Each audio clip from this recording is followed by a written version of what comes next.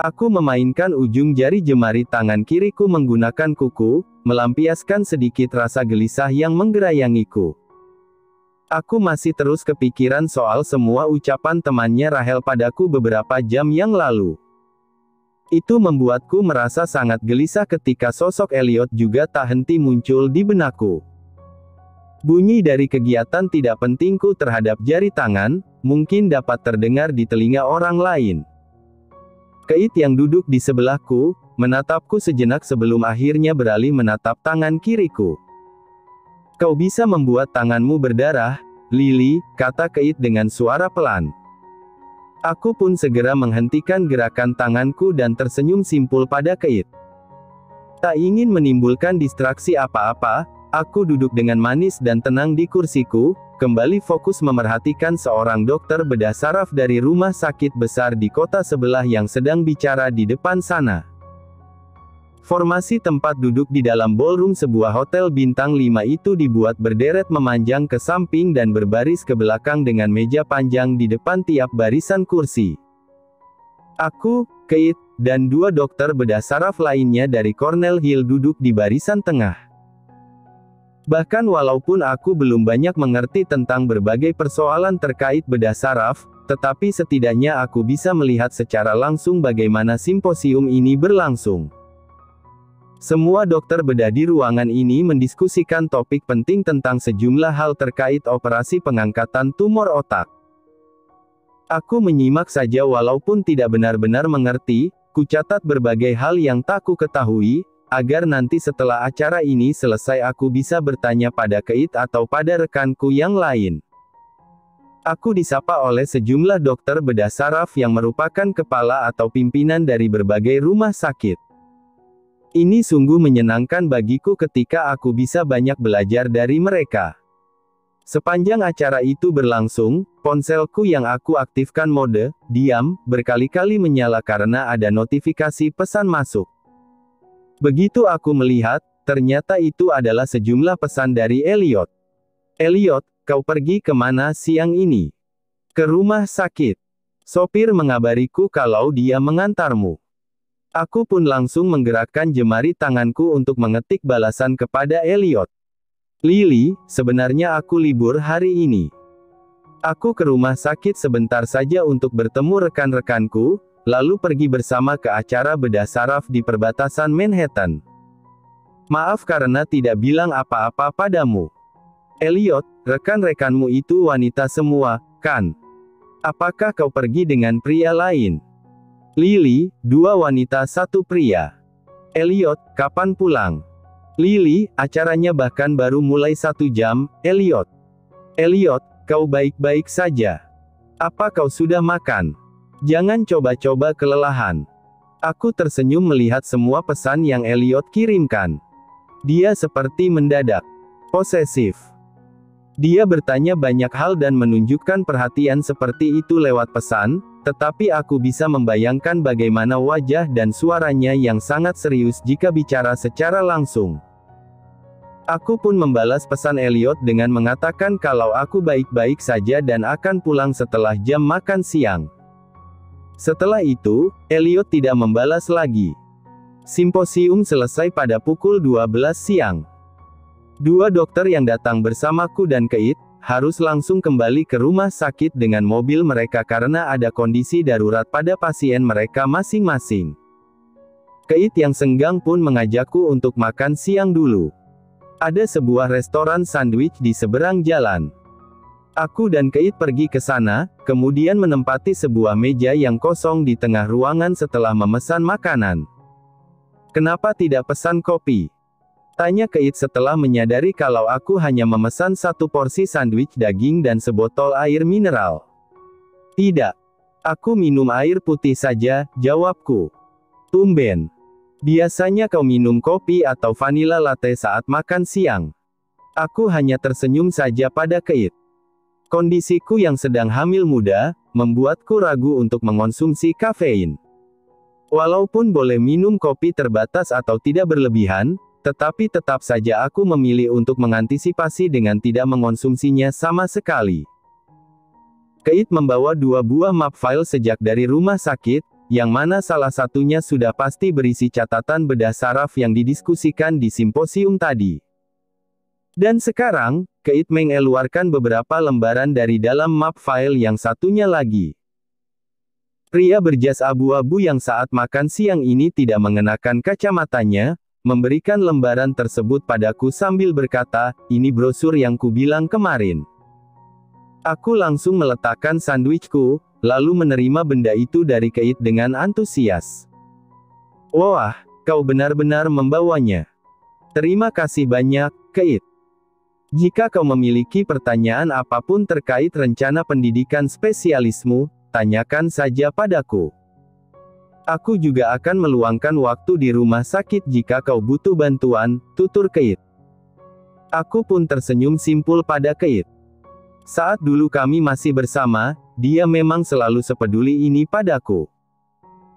Sama seperti Dr. Nolan yang selalu membimbingku sejak aku masih koas, Keit pun juga sangat besar hati untuk memberi masukan setelah tahu aku akan melanjutkan studiku di bidang spesialis bedah saraf. Saat aku sedang mengunyah sandwich, tiba-tiba saja Keit menjulurkan tangan kanannya ke arah wajahku, lalu menyentuh bagian sudut bibirku untuk menyeka sesuatu di sana. Aku pun langsung terdiam menatap Keit. Dia tersenyum lembut padaku dengan jemarinya yang masih menyentuh sudut bibirku, lalu berkata, "Ada saus yang berantakan. Biar aku bersihkan." Sedikit rasa tidak nyaman mencuat dalam diriku ketika Keit menyentuhku seperti barusan, tetapi aku tidak bisa langsung menghindar karena respons tubuhku yang membeku sejenak. "Thanks." Aku tersenyum simpul pada Keit setelah akhirnya dia selesai melakukan itu. "Kau mau minum kopi milikku?" Keit menyodorkan cangkir macchiato-nya ke arahku. Aku pun menggeleng. "Tidak, terima kasih. Dulu kau selalu bersemangat tiap kali aku tawarkan kopi." "Iya, itu dulu," gumamku pelan tanpa menatapnya. Pria yang lebih tua 7 tahun dariku itu diam sejenak. Beberapa saat kemudian, dia bertanya, "Ada apa denganmu? Kau terlihat seperti tidak nyaman di dekatku. Apa aku melakukan kesalahan? Kau tidak mau minum kopi karena sedang sakit perut atau bagaimana?" "Keit, aku tidak mau minum kopi karena sedang hamil." Kalimat yang aku ucapkan pada Keit barusan membuatnya langsung terdiam. Dia bahkan meletakkan gelas kopinya, lalu menatapku dengan ekspresi di wajah tampannya yang seketika sulit dibaca. Aku mengulum bibirku sendiri ketika perasaanku jadi sangat canggung. Sejujurnya, aku pun tidak mengerti, mengapa bicara pada Keit kalau aku sedang hamil jadi membuatku merasa tidak enak hati padanya. Tujuanku mengatakan itu adalah sebagai jawaban dari pertanyaannya mengapa aku tidak mau minum kopi siang ini. Dan lagi pula, dia sudah tahu kalau aku telah menikah dan memiliki suami, seharusnya wajar jika dia mendengar kalau aku hamil, kan? Namun tetap saja, rasa canggung dan tidak enak hati yang kurasakan saat ini seolah memberitahuku kalau ada sesuatu yang tertinggal dan tak boleh dilupakan. Maksudku, bahwa aku pernah menjalin hubungan dengan Keit. "Kau hamil?" Keit bertanya sambil menatap ke bawah, mengarah pada perutku. Aku tersenyum dan mengangguk padanya. "Wow." Keit bergumam dengan suara pelan. Beberapa saat kemudian, dia tersenyum tipis dan melanjutkan, "Selamat." Bahkan walaupun dia mengucapkan selamat, sorot mata abu-abu satinnya justru langsung berubah drastis menjadi sangat datar, tidak seperti sebelumnya. Aku tidak bodoh. Aku tahu apa yang Keit pikirkan. Aku juga tidak merasa kalau aku terlalu percaya diri setelah beberapa hari yang lalu dia mengatakan kalimat, "Aku berharap kau menungguku." Yang mana itu sudah cukup memberi petunjuk kalau dia masih menaruh hati padaku. Namun aku bisa apa? Aku sendiri sadar kalau aku jadi tidak jelas dan seperti labil, sebab aku bahkan terus-menerus sibuk memikirkan perasaanku yang terpaku pada Elliot. Aku juga sedang berusaha menganggap Keit sebagai mentorku dan sekadar rekan sesama dokter saja, alias tidak lebih dari itu. Di sisi lain tak bisa kupungkiri timbulnya pertanyaan berandai, apa yang terjadi seandainya aku bertemu lagi dengan Keith lebih cepat daripada bertemu dengan Elliot setelah Edwin Marcus yang bajingan itu selingkuh dariku hingga menghamili selingkuhannya? Apa kau mengantuk, Dok? Tidak. Aku menggeleng untuk menanggapi pertanyaan perawat yang berdiri di sebelahku. Kau kelihatan sangat lelah. Setelah ini, tidurlah dulu di ruang istirahat. Tenang saja. Aku tidak apa-apa, jawabku sembari tetap fokus menatap telapak tangan kanan seorang pria yang sedang aku jahit karena mengalami luka terbuka yang cukup lebar. Waktu menunjukkan pukul 11:30 malam sekarang. Aku sudah berjaga di IGD sejak pukul 10 malam. Sekitar 20 menit yang lalu, pria yang sedang kujahit ini dilarikan ke IGD karena terkena pecahan beling dari botol bir. Dok, apakah setelah biusnya hilang luka ini akan terasa perih? Tanya pasien. Ya, dan mungkin juga akan terasa kebas. Tapi kau tidak perlu khawatir, nanti akan segera mengering dan kau akan baik-baik saja, jawabku. Ah, astaga. Aku sudah terlalu perih untuk terluka seperti ini. Kau tahu, pacarku baru saja memutuskanku dan memilih pria lain. Hatiku perih sekali, lalu sekarang tanganku harus perih juga. Sialan. Aku hanya tersenyum lembut mendengar pasienku itu menggerutu emosi, lalu berkata, kami berusaha menanganimu sebaik mungkin. Jadi, kau akan baik-baik saja. Dia terdiam menatapku. Aku menyadari itu walaupun tatapanku fokus pada telapak tangannya. Dan ketika aku beralih untuk melirik wajahnya sekilas, kulihat dia mengerutkan kening namun bibirnya mengulas senyum. Kau cantik dan kelihatan seksi juga, Dok. Boleh aku minta nomor teleponmu? Mau berkencan denganku besok malam? One night stand cukup populer belakangan ini. Aku bisa menyewakan kamar hotel bintang 5 untuk kita, ujarnya. Tolong perhatikan sikapmu kepada tenaga medis di sini, Pak. Tegur perawat yang tampaknya jengkel pada kalimat tidak sopan yang pasien itu lontarkan padaku barusan. Aku memilih untuk tetap tenang dan melanjutkan menjahit luka pasien itu. Sebenarnya, aku adalah orang yang cenderung suka mengomel karena sentimen terhadap hal-hal yang menyinggungku. Hanya pada Elliot saja aku tidak berani melawan. Dan sekarang, aku sedang berusaha keras menahan diri untuk tidak menarik benang jahitan di tangan pasien itu dan merobeknya lagi sampai dia kapok. Setelah akhirnya selesai menjahit luka pasien dan juga membalut menggunakan perban, aku pun menghela napas. Perawat membantuku merapikan perlengkapan yang sejak tadi digunakan untuk mengobati pasien. Ajakanku tadi tidak bercanda, Dok, katanya. Aku menatapnya dengan tatapan datar, lalu melepas sarung tangan karet yang kupakai dan menunjukkan cincin kawin di jari manisku. Aku sudah menikah. Dan maaf, aku sama sekali tidak tertarik padamu. Aku tahu itu akan membuatnya sangat tersinggung. Tapi aku tidak terlalu menghiraukan, sehingga memilih untuk langsung melangkah pergi, sementara perawat yang menemaniku berusaha menahan tawa dan masih tetap berada di samping ranjang pasien. Selepas keluar dari pintu IGD dan sedang melangkah di koridor, ponselku berdering. Saat ini aku memakai pakaian scrub atau seragam ruang operasi, karena tadi sebelum berjaga di IGD memang sempat dimintai sedikit bantuan oleh dokter di unit pediatri.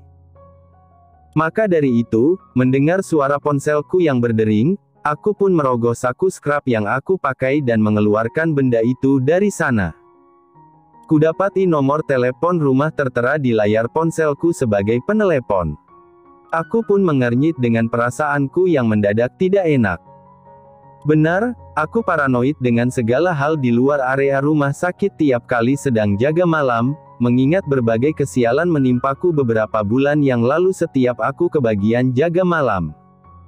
Namun mau tak mau, aku pun langsung mengangkat telepon itu. Halo, sapaku. Halo, Nyonya. Kau di mana? Suara seorang pelayan rumah Elliot terdengar dari seberang telepon. Di rumah sakit. Bukankah tadi aku sudah bilang kalau aku masuk malam hari ini? Ya, Nyonya. Tapi kupikir kau sudah bilang pada Tuan Elliot kalau kau masuk malam. Aku terdiam. Pasalnya, aku memang tidak bilang apa-apa pada suamiku itu. Tuan Elliot baru saja pulang pukul 10:30 tadi karena sedang sangat sibuk dan dia lembur di kantornya. Begitu sampai di rumah, Tuan Elliot mencarimu. Dia kaget dan kelihatan marah setelah aku beritahu kalau kau masuk malam. Lalu bagaimana? Apakah sekarang dia masih marah? Tuan Elliot sudah pergi dari tadi untuk menyusulmu ke rumah sakit tempatmu bekerja, Nyonya. Aku tentu saja bingung harus bagaimana. Ketika ekor mataku menatap ke arah pintu masuk lobi, aku melihat ada Elliot yang baru saja tiba di teras rumah sakit dan memasuki pintu lobi itu. Aku pun mengakhiri teleponku dengan pelayan rumah, lalu segera bergegas menemui Elliot. Elliot, kau. Dia bahkan tak mengizinkan aku bicara. Setelah melihat wajahku, dia langsung memegang tanganku dan menarikku untuk menuju pintu keluar. Aku pun menahan tarikan Elliot di dekat area ruang tunggu di lobi. Bisa-bisanya kau pergi tanpa mengatakan apapun padaku, tegur Elliot usai kami berdiri berhadapan. Maafkan aku. Aku pikir aku tidak perlu memberitahumu. Kau seharusnya memberitahu semua kegiatanmu. Haruskah aku menyuruh asistenku untuk melacak semua yang kau lakukan tiap hari? Ya, maafkan aku. Kau sedang hamil, Lily. Kenapa malah ada di sini malam-malam begini? Aku sedang bekerja, Elliot. Aku memang belum memberitahu orang yang membuat jadwal kalau aku sedang hamil, jadi hari ini aku kebagian shift malam. Tidak usah bekerja. Seharusnya kau diam di rumah dan istirahat yang cukup. Suara Elliot tidak keras, bahkan ku yakin hanya aku yang dapat mendengarnya karena lobi cukup sepi tengah malam begini. Namun, tetap saja suratan ketegasan dan ketajaman Elliot tak luput dari tiap kata yang dia ucapkan. Memangnya rumah sakit ini milik nenek moyangku sampai aku bisa seenaknya tidak usah bekerja? Sahutku sambil bersungut-sungut. Pokoknya aku tidak mengizinkanmu bekerja malam-malam. Kau gila, ya. Kau bisa kelelahan. Bagaimana dengan bayi kita, hah? Omel Elliot. Aku menggigit bibir bawahku sejenak, lalu memegang tangan Elliot dan berkata, kau tidak perlu khawatir. Aku baik-baik saja. Lagi pula kalau malam-malam begini, aku lebih banyak istirahat setelah dini hari nanti, kok. Pulang sekarang. Elliot menarik tanganku. Kau saja yang pulang, jawabku seraya menahan kaki untuk tidak mengikuti arah tarikan Elliot. Aku tidak akan pulang jika tidak bersamamu. Ayo. Tidak mau. Pulang. Tidak mau, Elliot. Aku sedang kerja. Elliot tidak mengatakan apa-apa lagi dan menatapku selama hampir 1 menit. Aku pun bungkam dan memilih untuk buang muka, sebab takut pada tatapannya yang tajam itu. Beberapa saat kemudian, Elliot menghela napas panjang. Dia berbalik dan duduk di salah satu kursi ruang tunggu. Apa yang kau lakukan? Kenapa malah duduk? Kau pulang saja, Elliot, kataku. Elliot menyandarkan punggung pada kursi yang dia duduki. Dengan segala sikap entengnya, dia berkata, sudah ku bilang, aku tidak akan pulang jika tidak bersamamu. Aku menunggu di sini. Tetapi, jam kerjaku selesai pukul 6 pagi. Aku tidak peduli. Aku akan tetap berada di sini. Aku menarik napas dalam-dalam dan mengembuskannya perlahan. Kenapa kau jadi posesif sekali, sih?